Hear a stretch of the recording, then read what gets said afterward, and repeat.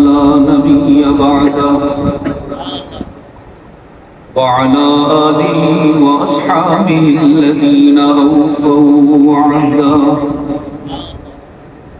الذين هم مفاتيح الرحمة ومصابيح الغرر.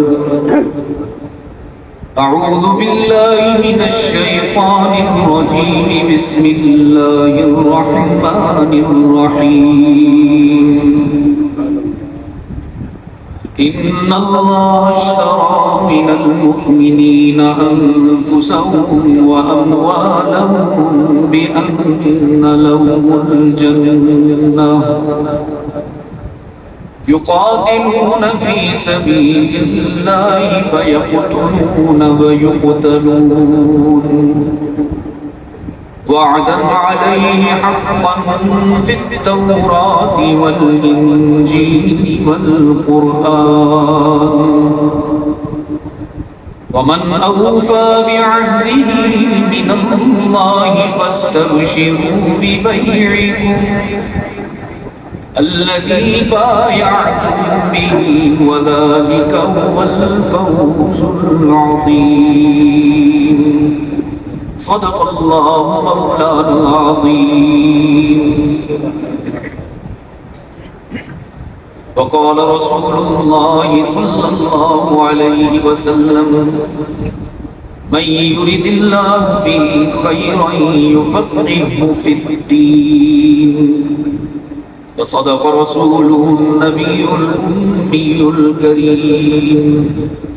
ونحن على ذلك لمن الشاهدين والشاكرين والحمد لله رب العالمين. واجب الاحترام علماء کرام،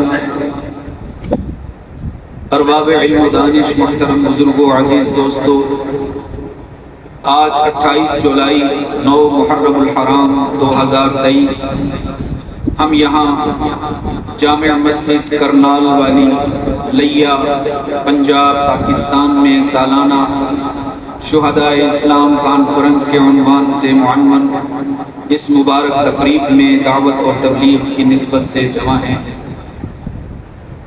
آپ اتنی کثیر تعداد میں یہاں تشریف لائے ہوئے ہیں کہ رات کے اس پہر آپ سب کی یہاں موجودگی قابل رشک بھی ہے اور قابل صد مبارکباد بھی ہے۔ میں دعا گو ہوں اللہ کے حضور کہ اللہ ہماری حاضری قبول فرمائے اور حشر کے روز ہمیں سیدنا حسین ابن علی رضی اللہ تعالی عنہ کے لشکر میں شامل فرمائے۔ وقت چونکہ بہت گزر چکا ہے اور مجھے یہاں سے فراغت کے بعد سفر کرنا ہے، تو انتہائی اختصار کے ساتھ میں نے اپنے خطبہ میں قرآن کریم کی ایک آیہ مبارکہ کی تلاوت کی ہے، جس میں حق تعالی نے اہل ایمان سے کیے ہوئے ایک سودے کا ذکر فرمایا ہے۔ رب العزت کا ارشاد ہے کہ میں نے اہل ایمان سے ایک ایگریمنٹ کر لیا، ایک سودا کر لیا، اور وہ ایگریمنٹ یہ ہے کہ تمہارے مال اور تمہاری جانیں اللہ کے حوالے اور اللہ کی جنت تمہارے قدموں میں۔ جب یہ ایگریمنٹ ہو گیا، جب یہ سودا ہو گیا، تو حق تعالی نے فرمایا یقاتلون فی سبیل اللہ۔ اب اہل ایمان اپنی جانیں ہتھیلیوں پر لیے کرتے ہیں۔ قیمت بہت بڑی لگی نا۔ کبھی اس تاجر کو دیکھیے جس کو یقین ہو اس بات کا کہ میرے مال کی قیمت بازار میں سب سے زیادہ لگے، میرا پروفٹ مارجن مارکیٹ میں سب سے زیادہ ہوگا، بلکہ اس قدر ہوگا کہ عطا کرنے والے کا انعام سنبھالنے کے لیے میرے پاس ظرف بھی نہ رہے گا، تو وہ کتنی خوشی سے اپنا مال مارکیٹ میں لے کر آتا ہے۔ حق تعالی نے فرمایا میرے محبوب فاستبشروا ببیعکم الذی بایعتم بہ، اپنے امتیوں کو خوشخبری سنا دیجئے کہ دنیا کی ہر تجارت میں نقصان کا اندیشہ ہے، لیکن شہید کے ساتھ جو اللہ کا وعدہ ہے اس میں کمی کا کوئی اندیشہ نہیں ہے۔ اور میں عرض کرتا چلوں عزیز دوست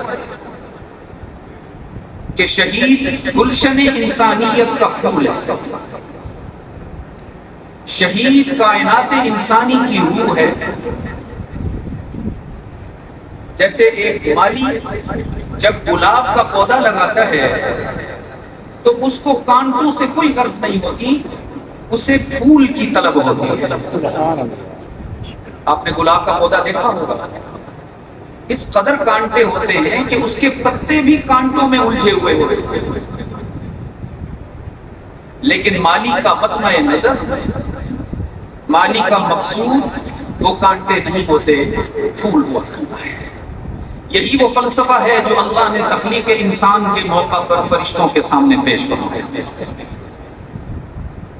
فرمایا وَإِذْ قَالَ رَبُّكَ لِلْمَلَائِكَةِ إِنِّي جَاعِلٌ فِي الْأَرْضِ خَلِيفَةً وَإِذْ قَالَ رَبُّكَ لِلْمَلَائِكَةِ إِنِّي جَاعِلٌ فِي الْأَرْضِ خَلِيفَةً۔ رب العالمین نے انسانیت کے تخلیق فرمانے سے پہلے فرشتوں کو قریب بلایا، آسمان کے فرشتوں کو بھی جمع فرمایا، زمین کے فرشتوں کو بھی اکٹھا فرمایا، عرش کے اٹھانے والے 8 فرشتے بھی حاضر ہو گئے، 4 مقرب فرشتے بھی موجود ہیں۔ سارے فرشتوں کو اکٹھا کرنے کے بعد حق تعالی نے فرمایا میرا اعلان سنو، میں اس دنیا میں انسان کو اپنا خلیفہ اور نمائندہ بنا کر بھیج رہا ہوں۔ فرشتوں نے عرض کیا الہ العالمین، ہمیں آپ نے نور سے بنایا، ہم میں سے کسی کو اپنا نمائندہ نہ بنایا۔ جنات کو آپ نے آگ سے بنایا، جنات میں سے کسی کو اپنا نمائندہ نہ بنایا۔ انسان کو کیوں بنا رہے ہیں؟ کیا اس لیے کہ اس کی آنکھوں میں ہیرے جڑے ہوئے ہیں؟ کیا اس لیے کہ انسان کا باڈی میٹیریل سونے اور چاندی سے ہوگا؟ کیا اس لیے کہ انسان کا خمیر مشک و عنبر سے گوندا جائے گا؟ رب العالمین نے فرمایا نہیں، فرمایا خلق الانسان من صلصال کالفخار، سونے سے نہیں، چاندی سے نہیں، ہیروں سے نہیں، جواہرات سے نہیں، انسان کو تو میں مٹی اور خاک سے بنا رہا ہوں۔ اب فرشتے حیران، مٹی سے بنا رہا ہے اللہ اور نمائندہ بنا رہا ہے، اس میں ایسی کیا خاص بات ہے؟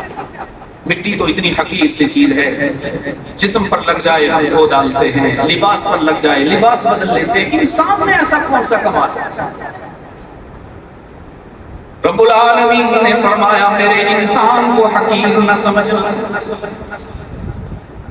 میرے نمائندے کو کم قیمت نہ سمجھنا، بناؤں گا تو اس کو خاک سے، تخلیق تو اس کی مٹی سے ہوگی، لیکن اس کا مقام یہ ہوگا کہ دنیا میں جا کر زبان اس کی ہوگی، بیان میرا کرے گا، دنیا میں جا کر آنکھ اس کی ہوگی، بصیرت میری، دل اس کا ہوگا، دھڑکنیں میری، زندگی اس کی ہوگی، عشق میرا، اپنی خواہشات کو بھی میرے حکم پر قربان کرے گا، اپنے جذبات کو بھی میری چاہت پر قربان کرے گا۔ اور جب یہ ہوگا تو رب العالمین نے فرمایا اس دنیا میں انسان کو بھیج کر تنہا نہیں چھوڑوں گا، پوری کائنات کو نعمتوں کا گلدستہ بنا کر انسان کے سامنے پیش فرماؤں گا، آسمان بھی اسی کی نوکری کرے گا، زمین بھی اسی کی غلامی۔ کبھی آپ نے دیکھا یہ جو آپ کا گندم ہے، چاول ہے، کپاس ہے، چنا ہے، اس سے فرشتوں کو کوئی فائدہ ہو رہا ہے؟ جنات کوئی نفع اٹھا رہے ہیں؟ حق تعالیٰ نے فرمایا الم نجعل الارض مہادا والجبال اوتادا وخلقناكم ازواجا وجعلنا نومكم سباتا وجعلنا الليل لباسا وجعلنا النهار معاشا. کبھی غور تو کرو نا عزیز دوستو، انسان کو اس دنیا میں بھیجنے کے بعد آسمان کو چھت بنا کر بلند کرنے والا کون ہے؟ کون ہے؟ اللہ. یہ تو میں یہ آیا نا کوئی ذہین طالب علم جس نے میرے ابا جی کا سبق یاد رکھا کہ صرف اللہ نہیں کہنا، اللہ ہی کہ. یہ تو میں 12 ربیع الاول کو بھی آپ کو عرض کیا تھا، میں نے سبق یاد دلایا تھا، بڑی جلدی بھول جاتے ہیں. صرف اللہ نہیں کہنا. کچھ نادان کہتے ہیں اللہ بھی کرتا ہے، محمد کے غلام کہتے ہیں اللہ ہی کرتا ہے. فرمایا الم نجعل الارض مہادا، آسمان کو تمہارے لیے چھت بنا کر قائم فرمانے والا کون ہے؟ کوشش کیجئے اس جواب میں جوانی شامل ہو جائے. بھائی شفیق صاحب میں کہا کرتا ہوں ہمارے جو ضعیف العمر ہو جاتے ہیں نا لوگ، وہ پھر طاقت کی توانائی کی ادویات تلاش کرتے ہیں. حکیم صاحب کوئی دوائی دیو جی، کوئی سانو کوئی کشتا کھواؤ اسی جوان ہو جائیے دوبارہ. اور میرا یہ دعویٰ ہے دنیا کی کوئی دوائی آپ کو جوان نہیں کر سکتی. یہ توحید کا عقیدہ ہے جو بوڑھا نہیں ہونے دیتا. اس لیے جواب میں شباب ہو جائے. رات آدھی سے زیادہ گزر چکی ہے عزیز دوستو. میرا ایمان ہے ہمارا رب اپنی قدرت اور شان کے مطابق آسمان دنیا پر موجود ہے، وہ دیکھ رہا ہے ہمیں براہ راست. فرمایا الم نجعل الارض مہادا، آسمان کو چھت بنا کر قائم کرنے والا کون؟ والجبال اوتادا، پہاڑوں کو مضبوط اور مستحکم بنانے والا کون؟ وخلقناکم ازواجا، تمہاری زندگی میں سکون پیدا کرنے کے لیے تمہیں زوج بنانے والا کون؟ وجعلنا نومکم سباتا، سارا دن مشقت کرتے ہو نا، دکان پر بیٹھے بیٹھے تھک جاتے ہو نا، کبھی دہاڑی لگاتے ہو کبھی ڈرائیو کرتے ہو. سارا دن محنت کرنے کے بعد جب رات ہوتی ہے تو ماں کی آغوش میں بھی وہ سکون نہیں ملتا جو رات کے اندھیرے میں سکون ملتا ہے. رات کو انعام بنانے والا کون ہے؟ رب العالمین نے فرمایا انسان کو دنیا میں بھیجوں گا، اس کو تنہا نہیں چھوڑوں گا، ساری کائنات کی نعمتیں اس کو عطا کروں گا. گویا انسان کو دنیا میں مہمان بناؤں گا اور خود اس کا میزبان بن جاؤں گا. فرشتوں نے عرض کیا الہ العالمین کیسا ہوگا وہ انسان؟ ہمیں بتائیے تو صحیح، کیا اس کی تقدیر ہوگی، کیا اس کے اعمال ہوں گے؟ رب نے فرمایا جاؤ وہ سامنے لوح محفوظ ہے، اس پر پڑھ لو جا کر. فرشتے گئے دوڑتے ہوئے،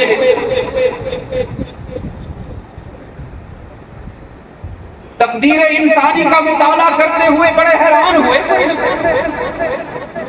انہوں نے دیکھا، میں نے آپ سے کہا تھا نا اس بات کو ذہن میں رکھیے گا کہ مالی جب گلاب کا پودا لگاتا ہے تو اس کا مقصود کانٹے نہیں ہوتے بلکہ گلاب کا پھول ہوتا ہے. یہ عرض کر رہا ہوں. فرشتوں نے دیکھا تو لوح انسانی میں انہیں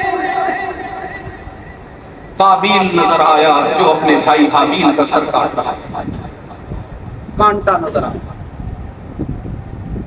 فرشتوں نے تقدیر انسانی کا مطالعہ کیا تو ابراہیم کو نمرود میں ڈالنے ابراہیم کو آگ میں ڈالنے والا نمرود جیسا کانٹا نظر آیا. موسیٰ پر مظالم ڈھانے والا فرعون جیسا کانٹا نظر آیا. یوسف کو قتل کے لیے کنویں میں ڈالتے ہوئے بھائی کانٹے کی صورت میں نظر آئے، اور رحمت عالم صلی اللہ علیہ وسلم کی راہوں میں کانٹے بچھانے والے ابو لہب کے گھر والے کانٹے کی صورت میں نظر آئے، اور شمر لعین کانٹا نظر آئے، توڑتے ہوئے واپس آئے حتی اللہ کی بارگاہ، عرض کیا قالوا وتجعل فيها من يفسد فيها ويسفك الدماء ونحن نسبح بحمدك ونقدس لك، الہ العالمین عجیب مخلوق کو دنیا میں بھیج رہے ہو، ہم نے دیکھا ہے کہ انسان تو دنیا میں جا کر خون بہائے گا، فساد مچائے گا، ہم موجود ہیں نا آپ کی تصویر کے لیے، ہم نے تو نہ لنچ کرنا ہے، نہ ڈنر کرنا ہے، نہ ناشتہ کرنا ہے، نہ شام کی چائے پینی ہے، ہماری تخلیق کا مقصد ہی یہی ہے کہ ہم نے سبوح قدوس کی صدائیں بلند کر دی ہیں، ہمارا تو کوئی اور کام ہی نہیں رہا، نحن نسبح بحمدک ونقدس لک، آپ کی تسبیح ہم بیان کرتے ہیں، آپ کی عبادت ہم کرتے ہیں، الہ العالمین ہمیں سمجھ میں نہیں آ رہی انسان کو کیوں بنا رہے ہو، اس میں تو ہر طرف کانٹے ہی کانٹے ہیں، کوئی بھائی کو قتل کر رہا ہے جائیداد کے لیے، کوئی بہنوں کو حصوں سے محروم کر رہا ہے دنیا کی محبت میں، کوئی والدین کی نافرمانی میں سرپٹ دوڑے چلا جا رہا ہے، الہ العالمین انسان کو کیوں بنا رہے ہو؟ رب نے فرمایا اعلم ما لا تعلمون، یہ راز ہے، تم نہیں جانتے میں جانتا ہوں، تم نے اس لوہے انسانی میں کانٹوں پر تو نظر ڈالی، پھولوں کو کیوں نہ دیکھا؟ تم نے قابیل جیسا کانٹا تو دیکھ لیا جو اپنے بھائی کا گلا کاٹ رہا ہے، تو حابیل جیسا پھول کیوں نہیں دیکھا جو میری محبت میں گلا کٹوا رہا ہے؟ تم نے فرعون جیسا کانٹا دیکھا جو موسیٰ پر ظلم ڈھا رہا ہے، تم نے موسیٰ جیسا پھول کیوں نہیں دیکھا جو میری محبت میں ظلم برداشت کر رہا ہے؟ تم نے نمرود جیسا کانٹا دیکھا جو ابراہیم کے لیے آگ جلا رہا ہے، تم نے ابراہیم جیسا پھول کیوں نہیں دیکھا جو میری محبت میں اس آگ میں چھلانگ لگا رہا ہے؟ تم نے شمر لعین کو دیکھا جو آل رسول کو ذبح کر رہا ہے، تم نے اس کانٹے کو دیکھا تو تم نے حسین جیسے گلاب کے پھول کو کیوں نہیں دیکھا جو میری محبت میں اولاد کو بھی ذبح کروا رہا ہے؟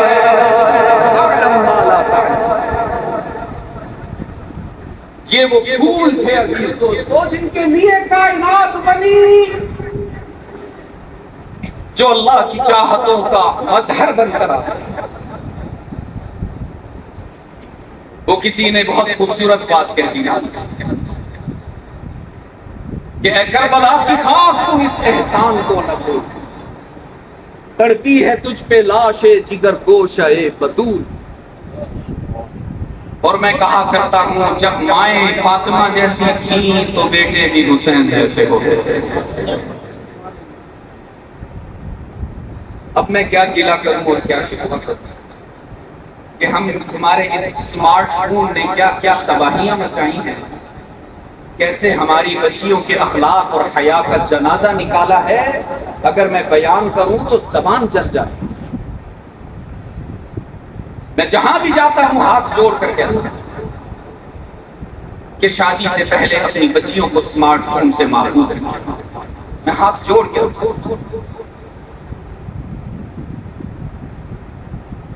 فاطمہ جیسے مائیں ہوں تو حسین جیسے بیٹے ہوا کرتے ہیں نا۔ وہ اقبال نے بھی کہا تھا، فرمایا مزرعِ تسلیم را حاصل بطول، بطول کس کا لقب ہے سیدہ فاطمہ رضی اللہ تعالی عنہا۔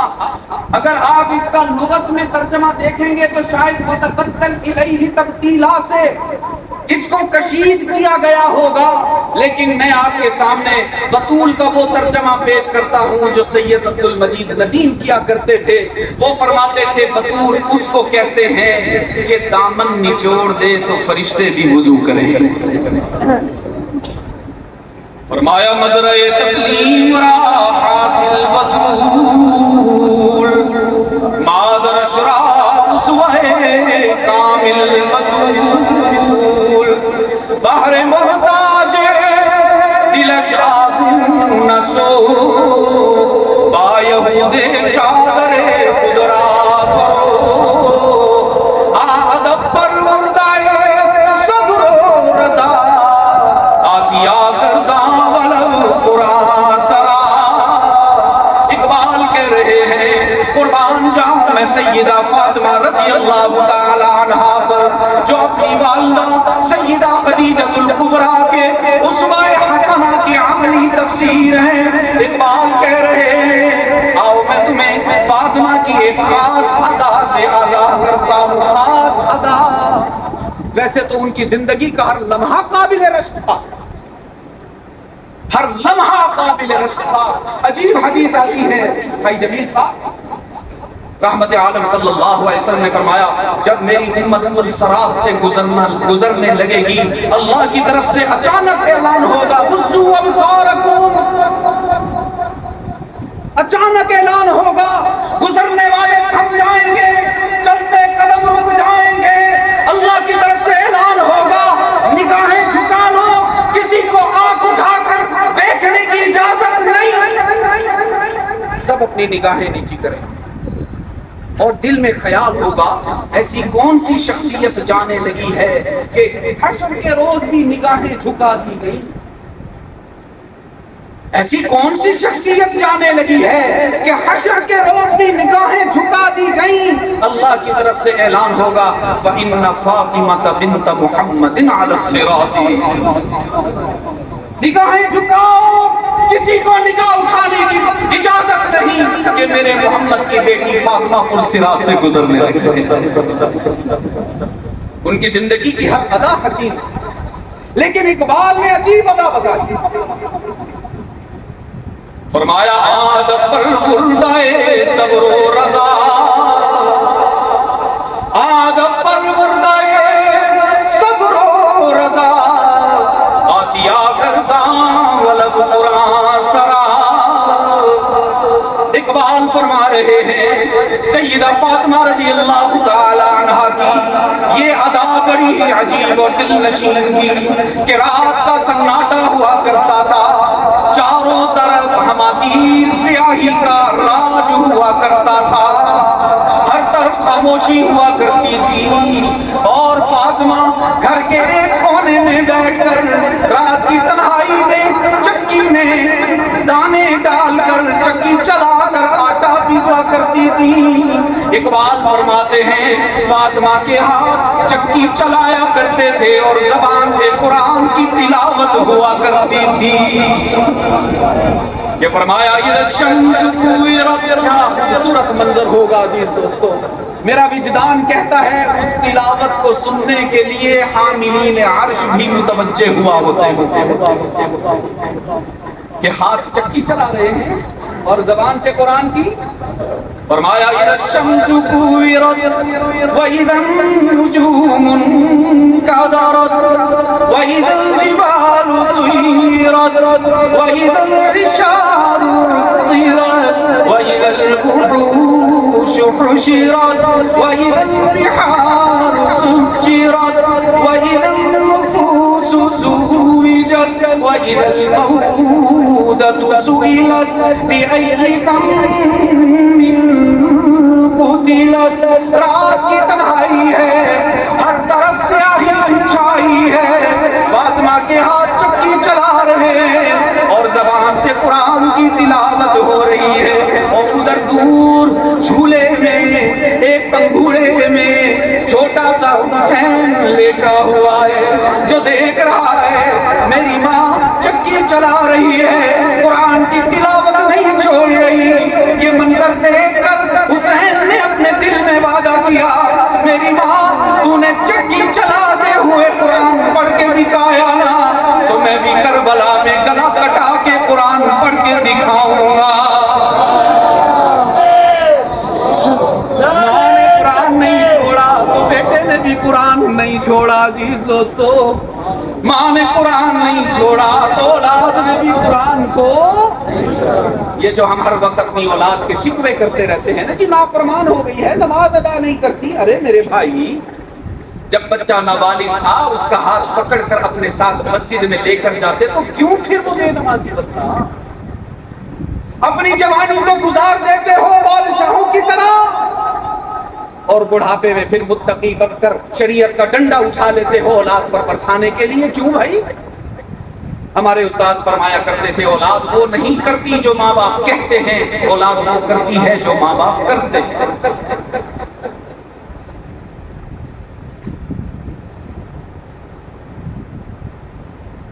میرے عزیز دوستو، مجھ سے پہلے مجھ سے بہتر علماء کرام نے کربلا کے حوالے سے آپ کے سامنے کچھ حقائق رکھے ہیں۔ میرے پاس اتنا وقت نہیں ہے، میں آج آپ کے سامنے کربلا کے صرف 3 پیغام رکھنا چاہتا ہوں، اس یقین کے ساتھ اور اس امید کے ساتھ کہ انشاءاللہ نہ صرف ان پیغامات کو آپ اپنائیں گے بلکہ ان کی اشاعت بھی فرمائیں گے اور ان کو اپنی زندگی میں مقتدا بنائیں گے، کوشش کریں گے نا انشاءاللہ۔ سب سے پہلا پیغام عزیز دوستو، اور یہ ایک ایسا پیغام ہے جو متفقہ ہے، کسی تاریخ کی کتاب میں اس کا انکار نہیں، کسی بھی مورخ نے اس سے انکار نہیں کیا، اور وہ پیغام یہ ہے کہ حضرت حسین رضی اللہ تعالی عنہ شہید ہوتے وقت حالت سجدہ میں تھے، حالت نماز میں تھے۔ ہمیں یہ پیغام دیا ہے کہ نماز کو معاف نہیں کیا، اگر معاف ہوا کرتی تو اس وقت ہو جاتی جتنے سنگین حالات تھے عزیز دوستو، ہم اس کا تصور بھی نہیں کر سکتے۔ میں تو حیران ہوتا ہوں ان لوگوں پر کہ جو کربلا کو ایسے بیان کر رہے ہوتے ہیں، اللہ معاف فرمائے، جیسے کرکٹ میچ کی کمنٹری کر رہے ہوں لائیو، نہ ان کا دل کب کب آتا ہے، نہ ان کی زبان لڑکھڑاتی ہے۔ آل رسول پر ظلم ڈھایا گیا، 17 اہل بیت کو تہہ تیغ کر دیا گیا اور اس کو لذت لے کر بیان کیا جاتا ہے۔ میں صرف ایک یہ پیغام عرض کرتا ہوں کہ حسین ابن علی رضی اللہ تعالی عنہ نے سجدے کی حالت میں جام شہادت نوش فرمایا۔ ہمیں یہ میسج دیا ہے، چاہے کچھ ہو جائے نماز کو قضا نہیں کرنا۔ تو آج آپ بھی مجھ سے وعدہ کیجئے کہ انشاءاللہ جان بوجھ کر نماز کو قضا نہیں کریں گے۔ ہاتھ بلند کر کے وعدہ کیجئے ذرا۔ میرے آقا نے عجیب خوشخبری سنائی ہے، فرمایا بشر المشائین فی الظلم الی المساجد بالنور التام یوم القیامہ۔ جو اندھیروں میں مسجدوں میں جایا کرتے ہو، جیسے بھی الحمدللہ آپ سب بیٹھے ہو، جو نماز کا اہتمام کریں گے، بالخصوص عشاء کی نماز، فجر کی نماز اور مغرب کی نماز، رحمت عالم نے فرمایا جو اندھیروں میں مسجد جانے کے عادی بنے گے، اللہ کی طرف سے انہیں خوشخبری سنائی جاتی ہے کہ حشر کے روز جب اندھیرا ہی اندھیرا ہوگا، روشنی کی کوئی کرن نہیں ہوگی، تو ان نمازیوں کے لیے اللہ جنت کے دروازے تک راستے کو روشن فرمائیں گے۔ یہ پہلا پیغام ہے کربلا کا، وقت مختصر ہے عزیز۔ دوسرا پیغام جو حضرت حسین رضی اللہ تعالی عنہ نے ہم تک پہنچایا وہ یہ کہ اللہ کو راضی کرنے کے لیے اپنی جان تو کیا اولاد کی جان بھی قربان کی جا سکتی ہے۔ یہ کربلا کا دوسرا پیغام ہے کہ ہر قدم پر رضا الہی کا منزل اور مقصد سامنے رکھنا، دنیاوی مفادات کے لیے، دنیاوی حرص و لالچ میں کہیں اللہ کو ناراض نہ کر بیٹھنا،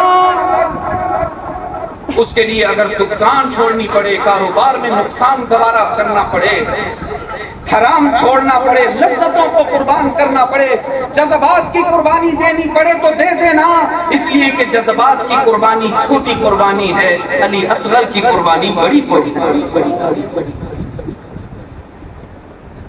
سیدنا حسین رضی اللہ، میں رب کعبہ کی قسم کھا کے کہتا ہوں، اللہ کے گھر میں بیٹھا، جھوٹ بولتے ہیں وہ لوگ جو کہتے ہیں کہ حسین ابن علی کسی اور مقصد کے لیے اللہ کے راستے میں نکلے۔ میرا ایمان ہے حسین ابن علی اپنے رب کو راضی کرنے کے لیے باہر نکلے اور راضی کر کے دکھایا ہر قیمت۔ تو دوسرا پیغام یہ ہے عزیز دوستو، چاہے کچھ ہو جائے، چاہے آگ پر سے گزرنا پڑے، اولاد قربان کرنی پڑے، ہائے فرمایا جو دہتی آگ کے شعلوں پہ سویا وہ حسین رضی اللہ۔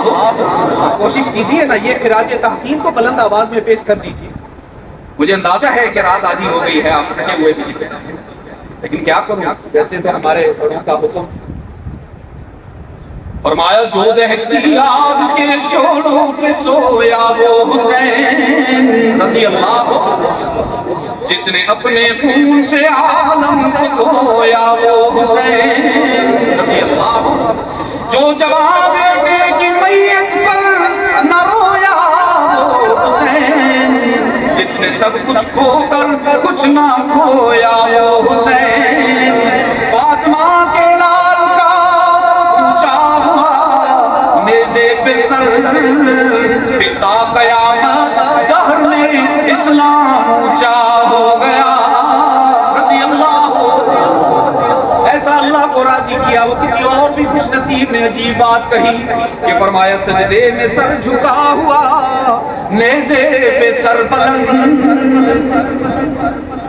سجدے پہ سر جھکا ہوا نیزے پہ سر بلند، اقرار بھی کمال ہے انکار بھی کمال، اللہ کو راضی کرنے کے لیے جان دے دی، اولاد قربان کر دی، 17 اہل بیت کو جام شہادت پلا دیا حسین نے تاکہ قوم راضی ہو جائے۔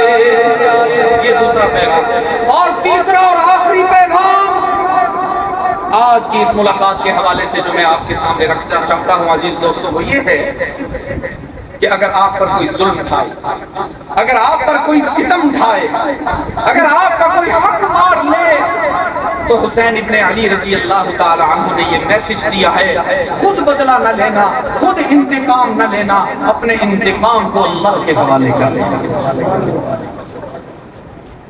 اس لیے کہ اگر خود انتقام لوگے تو تمہارا انتقام ظالم کی ذات تک محدود رہے گا، لیکن اگر تم اپنا انتقام اللہ کے حوالے کرو گے تو اللہ ظالم کی نسلوں کو اجاڑ کے رکھے گا۔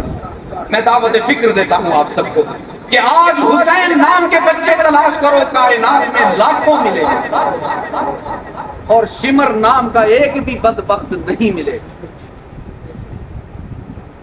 اللہ نے حسین ابن علی رضی اللہ تعالی عنہ کے دشمنوں کی نسل کو اجاڑ دیا، اس لیے چھوٹی چھوٹی باتوں پر ایک دوسرے پر ہاتھ نہ اٹھایا، ایک دوسرے کو گالیاں نہ دیا کرو۔ رحمت عالم نے فرمایا تھا اذا تسابت امتی سقطت من عین اللہ، جب میری امت ایک دوسرے کو گالیاں دے گی تو اللہ کی نگاہ رحمت سے دور ہو جائے گی۔ چھوٹی چھوٹی باتوں پر قطع تعلق نہ کیا کرو۔ وہ جی فلاں نے میرے بچے کو رشتہ نہیں دیا، بس آج سے تعلق ختم۔ ارے کیوں بھائی؟ ادھر کہتے ہو رشتے کہاں بنتے ہیں؟ مطلب فیصلہ تو اوپر سے ہوا نا، ناراضگی پھر کیوں؟ یہ کربلا کا پیغام ہے عزیز دوستو۔ رحمت عالم صلی اللہ علیہ وسلم کے بے مثال شاگرد آپ صلی اللہ علیہ وسلم نے جن کو جنت کا پھول قرار دیا۔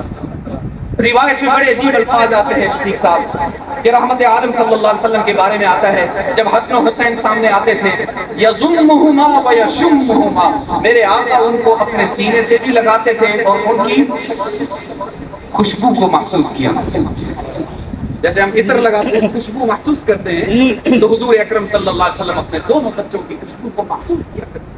اس لیے فرمایا ہما ریحانہ ریحانتا، میری آنکھوں کی ٹھنڈک تو ہیں، جنت کے پھول ہیں، میرے بھی پھول ہیں۔ انہوں نے میرے عزیز دوستوں یہ 3 مضبوط سبق ہمیں دیے ہیں۔ میں دعا گو ہوں کہ اللہ ہمیں ان اسباق پر مضبوط اور مستحکم اور ثابت قدم رہنے کی توفیق عطا فرمائے۔ بہت شکر گزار ہوں، اس سے زیادہ میں کیا وقت لوں آپ کا بھی اور کیا عرض کروں، زندگی رہی تو انشاءاللہ پھر کبھی